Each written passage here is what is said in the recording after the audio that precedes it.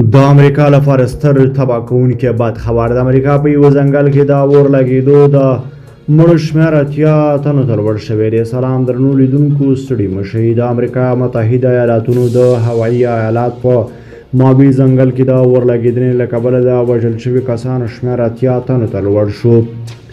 د فرانس پریس خبري اژانس د راپور پر بنسټ د ماوي چارواکو د ارقام د جمعې په ورځ اعلان کړي دي.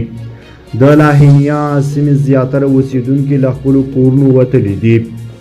د چارواکو په خبره باندې 1400 تنه اضطراري پناه ځایونو ته تخلیه شوي دي. د هوایي چارواکو ویلي هڅه کوي معلومه کړي چې په دې سیمه کې اور څنګه په چټکۍ خپور شو. دا اور لګېدنه د هوایي په تاریخ کې تر ټولو مرګوني طبي ناورین ګڼل کېږي.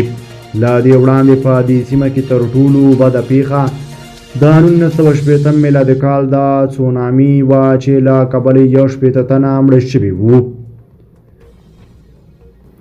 دا وه زموږ چمتو شوي ویډیو. د لا نورو داسې ویډیوګانو لپاره در سره زموږ یوټیوب چینل سبسکرایب کړئ. له ملتیا مننه چې موږ سره تر بیا ښه وخت ښې چارې